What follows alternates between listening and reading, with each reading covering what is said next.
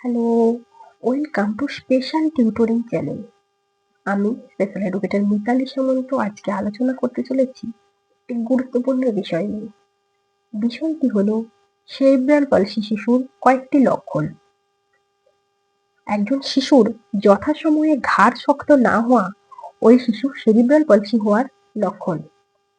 এছাড়া যথাসময়ে শিশুর চিত হওয়া, উপর হওয়া কিংবা পাশ ফিরতে পারা শিশুর সেরিব্রাল পলসি হওয়ার লক্ষণ।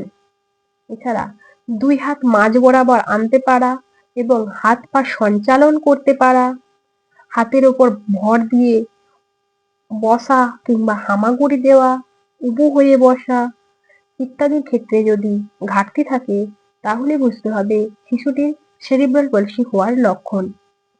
এছাড়া এক জায়গায় থেকে অন্য জায়গায় যাওয়া এবং কাজকর্মের জন্য হাত পায়ের সঞ্চালন এগুলির ক্ষেত্রে যদি শিশু বাধা পায় সেক্ষেত্রে শিশুটির সেরিব্রাল পলসি হওয়ার লক্ষণ। এছাড়া বসা অবস্থা থেকে দাঁড়ানো কিংবা পাশ ফেরা, বসে বসে পাশ ফেরা কিংবা এক জায়গা থেকে অন্য জায়গায় যাওয়ার ক্ষেত্রে যদি শিশুটি বাধা পায়, অর্থাৎ তার যে ভারসাম্যতা, শারীরিক ভারসাম্যতা সেটি যদি বাধা পায় সেটা হলো সেরিব্রাল পলসি হওয়ার লক্ষণ।